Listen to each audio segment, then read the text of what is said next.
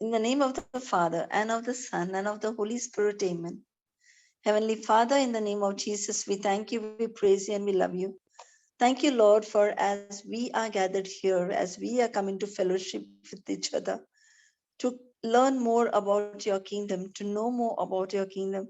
We thank you and we praise you, Almighty Father, for each and every blessing that you have bestowed on us. Thank you, Holy Spirit of God, for you are taking over. And thank you for teaching us everything that we need to know so that we are more and more deeper and deeper into these treasures of the Lord. And thank you, Lord, that as we apply every treasure into our lives are supernatural, and we live that supernatural life, rest different from the rest of the world, and we enjoy to be in fellowship into one spirit in the Lord. And this we ask in the most mighty and glorious name of Jesus. Amen. Thank you, Jesus. Praise you, Jesus. Amen, amen, and amen. Thank you, Jesus. Okay. So I would like to ask a question. How many of us know what is sorrow? Can anyone tell me what is sorrow?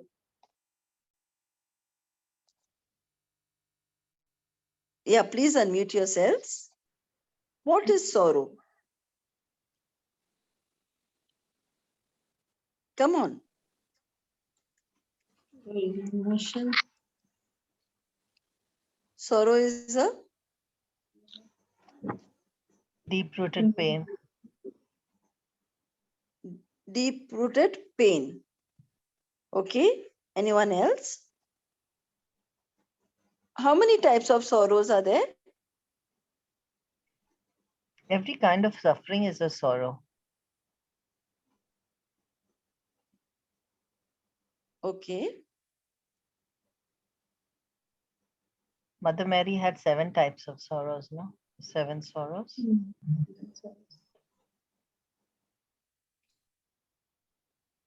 So what is the meaning of sorrow?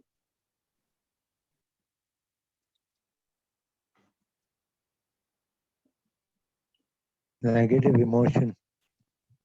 A negative emotion. Okay. Now, when we don't get certain things in our life, are we sorrowful? Somebody wants a promotion. That somebody did not get the promotion. Are we sorrowful? Somebody wanted a big house because my neighbor got a big house. Are we sorrowful? Somebody wants children and they are trying. So when they look at others, are they sorrowful? Is there lack coming to them? Somebody who wants to, attain something in life, some goal in life, want a certain seat in life, wants a certain position in life. So is that bringing sorrow? Yes. Now, all this is sorrow. All this is sorrow. Something that does not happen according to me is sorrow. Something that does not happen according to me, according to my will, according to my desire, is sorrow. And it's known as worldly sorrow. Okay? That is known as worldly sorrow. A sorrow that comes to us when we see something happening in the world and that something is not happening to us. So that is known as a worldly sorrow. Now there is something else. There is one more sorrow which we hardly know about. And that sorrow is known as godly sorrow. Now, what is godly sorrow? Godly sorrow is something that I know I have to do it. I know the word is saying this, but I don't do it. And when I'm unable to do that, even after I know what the word is telling me, even after I know what my Lord demands from me, now that sorrow becomes a godly sorrow. For example, if somebody is annoyed with me and that somebody is now opening his mouth and just blasting, okay? Now, till I am there with that person, I am taking my patience. Suddenly, I'm losing my patience. And I'm also opening my mouth and giving back to that person. And after giving back to that person, now after finishing that particular conversation, now I feel sad. Why am I feeling sad? I'm feeling sad because I could have had more patience. I know that I took patience, but I could have had more patience because the word of God demands it. But I did not have more patience. I couldn't take it anymore.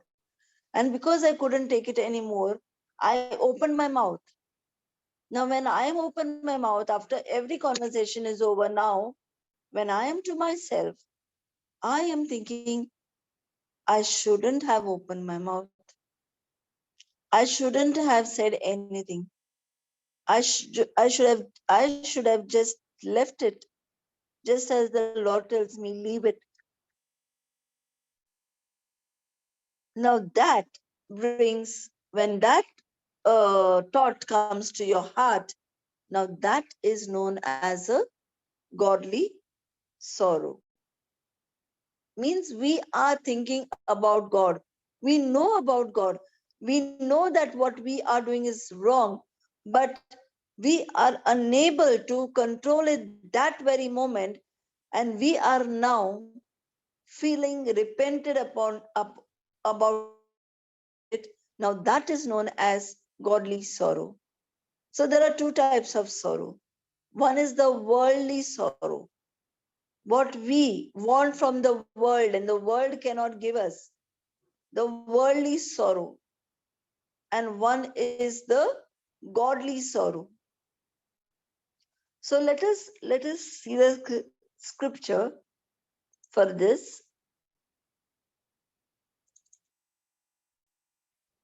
Yep. Is my screen visible? Thank you, Jesus. So 2 Corinthians chapter 10, chapter 7, verses 10 says, for godly sorrow works repentance to salvation, not to be repented of, but the sorrow of the world works death.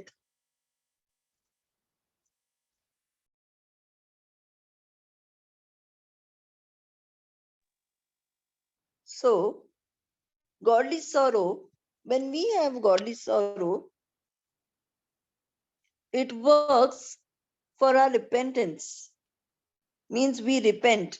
We know we were wrong. We know we shouldn't have done it. And now, because we get the knowledge that we shouldn't have done it, because of that, now our heart, we don't go into guilt, okay? It's not guilt, it's repentance. Guilt is totally different. Guilt is when you are actually getting pressurized by the evil one that you have done such a big mistake front of God and you are not worthy of God. You are not worthy of his love. That is the evil one who takes us into guilt. Okay? So guilt is different. When I go into a guilt, for example, if I really do something very bad, if I cheated someone, if I robbed someone, if I murdered someone, okay, now that becomes a guilt. That becomes a guilt. Now the accuser, that is the devil, he accuses you. He pressurizes you. He brings you under that guilt. He torments you. And that's why we see people, when they come under guilt, now they cannot bear to see themselves into the mirror. They cannot bear to face the world. They cannot bear.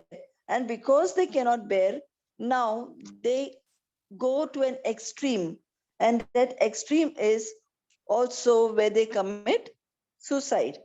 Like, it's like they go into total isolation. They don't want to see the world. They don't want to talk to anyone. They don't want to be with anyone. They just feel that, I'm of no use to this world. I'm a burden over here. Now, when these thoughts come, now this is not repentance. Okay, there's a difference between repentance and guilt. Keep it in mind, okay? So, guilt is something what you feel that you are not worthy of. The evil one makes you feel like you are of no use over here. Either nobody loves you, or either you are not worthy of being loved by all. So he gives you this type of thoughts in our minds. He pressurizes us. Whereas repentance, that is godly sorrow. I knew I shouldn't have done it, Lord. I'm sorry, Lord. I repent. I ask forgiveness. And I see, Lord, I'll never do it again. Lord, I wanted to keep my mouth shut, but I couldn't take that. I couldn't take that pressure of the shout that I was getting. I had to open my mouth. Lord, today I had to stay awake and do this work and complete this work. I couldn't do it. And I felt, I've went to sleep and my work remained. I'm sorry. So this is all like repenting. I want to do something according to the word of God, but I can't do for a certain reason. Now I know about it, and that becomes my godly sorrow. I feel bad about it. I feel bad about it. But that becomes my godly sorrow. But no sooner I feel bad, I repent. I come to the Lord. I come in fellowship with Him, just like a husband and wife. Okay, a husband and wife. If there is a misunderstanding between them, but after just a little while, not more, just a little while, they'll come back to each other. They'll talk to each other. Now, that is exactly what we need to do with the Lord also. We need to come back to Him soon. If you don't come back to Him soon into repentance, now the accuser, the devil, will put you into guilt. So might as well, when you know about, there is something not gone according to the word of God, just speak to your God. Before the evil one speaks to you, you speak to your God. You open your mouth, you open your heart, you open your heart to your God. And now that is what the scripture is saying. For godly sorrow works repentance to salvation. Okay, so it is we. Further it says, but the sorrow of the world works death. The sorrow of the world works death. If I want something from the world and I'm not able to get it, am I happy or am I sad? I'm sad. When I'm sad, do I do any other things happily or joyfully? No, I'm already dead. I'm dead in my spirit. I mean to say, there's no joy in my spirit. There's no smile on my face. I frown all the time. So the worldly sorrow brings death. Okay, it works for like death. So let us understand this. And how do we go into repentance? Is just because the Holy Spirit that is in us convicts us. Because unless a savior is there, there is no repentance. Okay, so that's why we need to understand that Jesus is so very important in our lives. Holy Spirit is so very important in our lives. Let us see Romans. Are you all able to see the next screen which I put? I changed my screen. Are you It's all No, into able to see can you? Corinthians Romans? 7:10 only. No, Okay, okay, no. okay. Okay, because yeah, I understood it. It gave me an indication that my screen sharing is paused. Okay, sorry for that. Yeah, is it visible now? Romans chapter 2, verses 4 and Yes. 5. Yes, Okay, sister. yeah. So let us read from the Amplified. There are two versions that are here. So Romans chapter 2, verses 4 and 5. Or are you so blind as to trifle with and presume upon and despise and underestimate the wealth of his kindness and forbearance and long suffering patience? Are you unmindful or actually ignorant of the fact that God's kindness is intended to lead you to repent?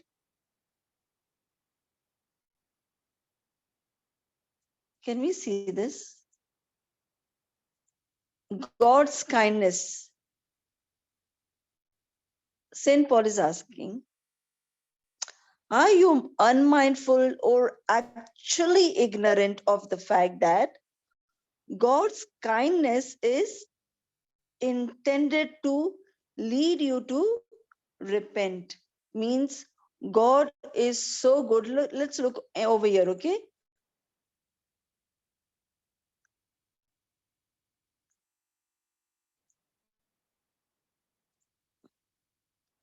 Not knowing that the goodness of God leads you to repentance. Now, what is the meaning of this? Okay, now let us, and this has a very deep meaning. Okay, let us understand this. The goodness of the goodness of God leads us to repentance. Means we are sinners. Okay, we are sinners, but the Lord is so good. The Lord is so good that the moment you know that you are going to open your heart out to Him, He is always and always ready to forgive. His goodness is so great, so big, that even the greatest of the sins that we have committed, the moment we understand that we are wrong, the moment we repent by our heart, the Lord sees our heart, and he forgives us. So that is the goodness of God. The goodness. Now, how do people, how can, especially, how can our loved ones change? We always say, right? I always say, be the change to see the change, right? I always use this word, be the change to see the change. What is the meaning of it? Just as God the Father forgives us all our sins, trespasses, iniquities, everything, in the same way, now, when your loved one, may it be your spouse, may it be your parents, may it be your colleagues, may it be your neighbors, your friends, your children, may it be your siblings, may it be anyone. Now, when you are loving, when you are forgiving, now when somebody is continuously coming against you, continuously. Yet, like the goodness of God, you are also sharing the same goodness. You are loving, you are forgiving, you are loving, you are forgiving, you are loving, you are forgiving. Now, what happens in this case is when somebody that is who's coming against you, when that somebody sees that I am actually tormenting, torturing, and doing so much of evil against this person, yet this person is smiling at me and saying, God bless you. Hi, how are you? God bless you. So that person can see your goodness. That person can see your love. That person can see your peace. That person can see your joy. That person can see your patience. And now, when that person can see and see and see only what is God like, now that person, because of your goodness, repents.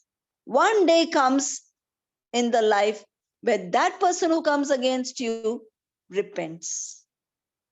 And you know why? How did this happen? Why does this happen? This is what I tell always. The moment you forgive, the moment you bless, the moment you are joyful, the moment you are just, not coming against that person, the spirit in that person who is operating and making that person doing all the wrong things against you, that spirit is tormented, tortured by your goodness. The spirit is not able to stand you because of your goodness, because the spirit can see that you are only and only giving love, blessing, forgiveness, love, blessing, forgiveness, love, blessing, forgiveness. Now when you are only continuing in this, now your goodness brings that person to repentance, because the spirit cannot take it anymore. He just leaves him and goes. The moment that is done, now that person says, how bad I was, how much did I trouble this person, yet this person was so good to me. Yet when I was in need, this person came and helped me. Yet when I didn't bring a tiffin, this person came and shared food with me. Yet when I was in uh, uh, not in good health, this person came and gave me water. So you know what that person seen? Your goodness. In the same way, we too repent. Remember the day when we were born again. Go back to that day when we were born again. We were sinners, ultimate sinners. We were totally worldly. But the moment the word of God touched us, we came under the knowledge of all the sins that we committed against the Lord. But because of the Lord's goodness, we chose to repent and submit. That is exactly what the scripture is saying. So when we have that godly sorrow, we turn back to God because we know that the Lord is good. And because we know that the Lord is good, now we do not go into that guilt, but we repent and we turn to the Lord, and we submit ourselves. We just take that U-turn, and we never try, and we never go back to the kingdom of darkness. Thank you, Jesus. Praise you, Jesus. Okay, so this is what the fifth verse says, but according to your hardness and unrepentant heart, you are treasuring up for yourself brought in the day of wrath, revelation, and of the righteous judgment of God. So if that is if you have the hardness of heart, if you are like, if you are saying it's okay, no problem. So that is what it's saying over here, the hardness. If you have an unrepented heart, if you have a hardened heart, then you are treasuring yourself for wrath in the days to come. In the day of the wrath, you are treasuring for yourself. Okay, over here, let's see the other part. But by your callous stubbornness and impenitence of heart, you are storing up wrath and indignation for yourself on the day of wrath and indignation, when God's righteous judgment, just doom, will be revealed. So it is when you don't choose to repent, when you just say it's okay, this is only this much now, what is there if I got little angry, even that person was speaking so harshly with me, what is there if I give some harsh words back? So that is known as a hardened heart or an unrepented heart. Amen. Thank you, Jesus. Praise you, Jesus. So is it understanding? Means, is it understandable?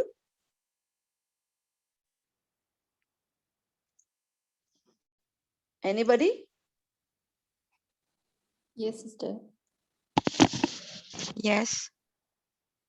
Thank you, Jesus. So let's see one last scripture for this. That is Ecclesiasticus 7, verses 3.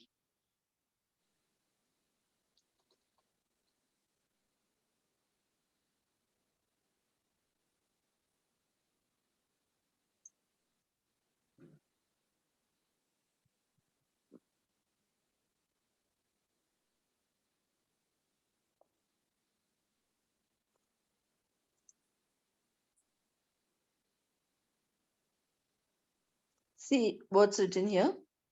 Sorrow is better than laughter, for by the sadness of the countenance, the heart is made better and gains gladness. Now, what is the meaning of this? Sorrow is better than laughter. What is the meaning of this? Sorrow means not the worldly sorrow, the godly sorrow. The godly sorrow is better than laughter. Laughter means the worldly joy. Okay, so godly sorrow is better than the worldly pleasures that we want. Okay, for by the sadness of the countenance of the heart is made better and gains much gladness. Means, for by the sadness of the countenance, countenance means the face. Okay, for by the sadness of the face, the heart is made better. Your heart is made better and it gains gladness. Let me see some other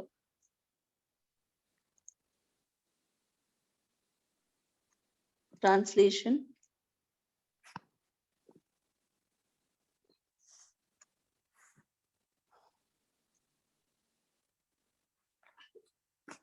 Frustration is better than laughter because a sad face is good for the heart.